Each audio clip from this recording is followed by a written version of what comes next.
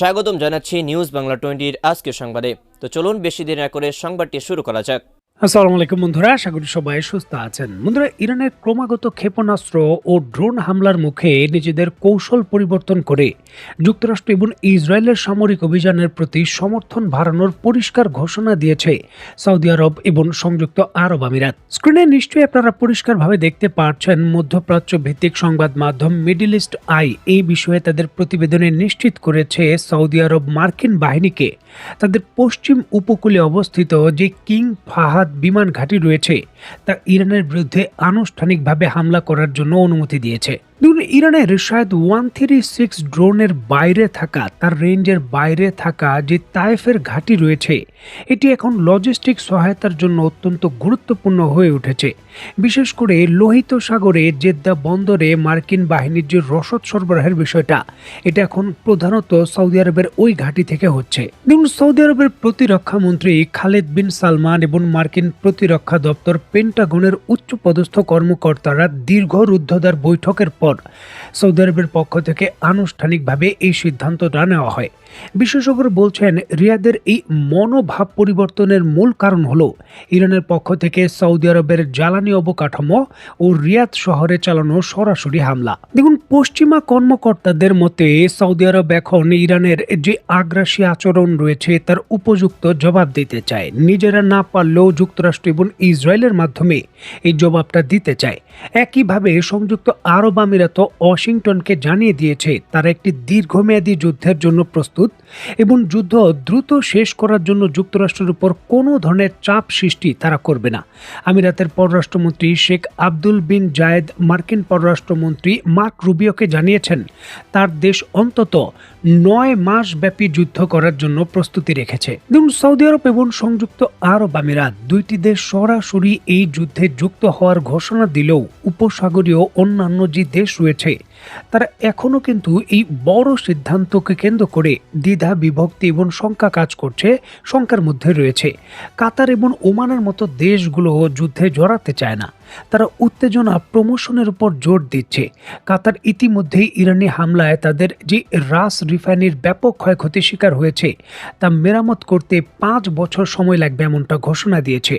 তারপরও কিন্তু তারা যুদ্ধে জড়াতে চায় না, কারণ যদি পাল্টা আবার নতুন করে হামলা হয় 17% নয়, তখন 100% উৎপাদন চলে যাবে, যেটা এই কাতারের মতো দেশের পুনরুদ্ধার করতে 20 বছর সময় লাগতে পারে। আর ওই 20 বছরে কাতারের অর্থনীতি শেষ হয়ে কাতারি বিলুপ্তি হয়ে যেতে পারে, যার জন্য কিন্তু কাতার যুদ্ধের ঝুঁকি নিতে চাচ্ছে না।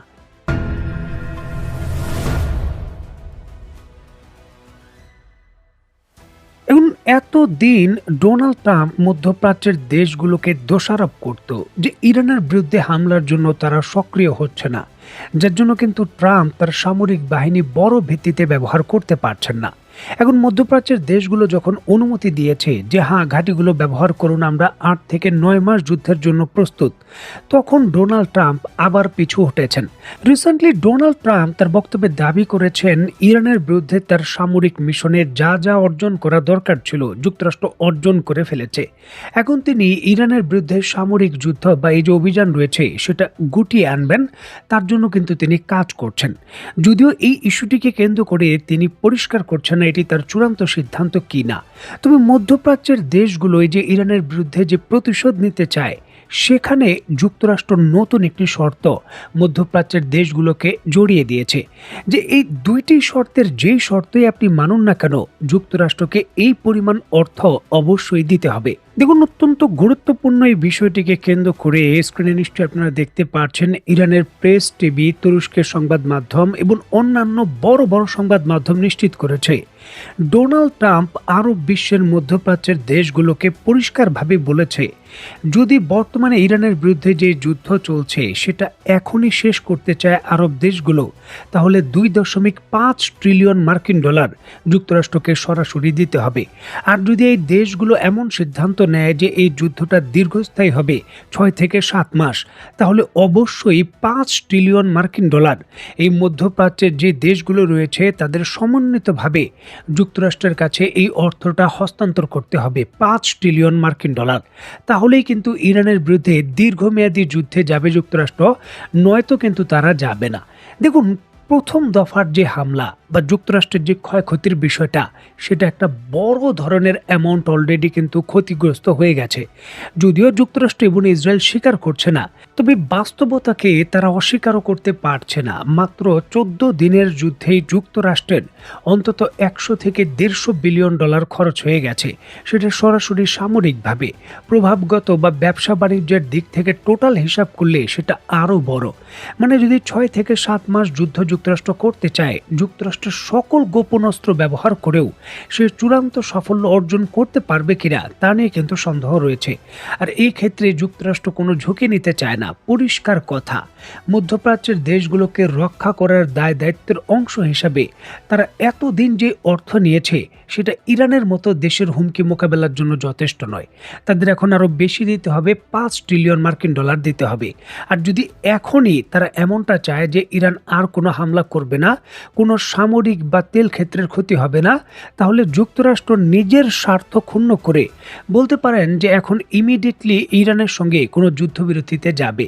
কারণ যদিও যুক্তরাষ্ট্র এখন নিজেদের বিজয় ঘোষণা করলে পৃথিবীর বা অন্যান্য সামরিক বিশেষজ্ঞরা কতটুকু বিলিভ করবে যে এখানে তারা জয়লাভ করেছে, তা নিয়ে সন্দেহ আছে।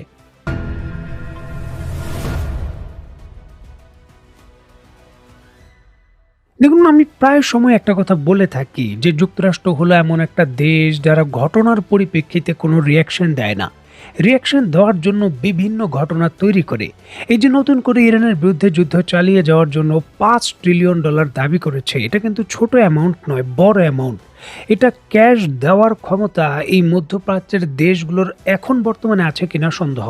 কারণ বৈদেশিক মুদ্রার রিজার্ভ একত্রিত করলেও 5 ট্রিলিয়ন ডলার হবে কিনা সেটাই কিন্তু জটিল বিষয়।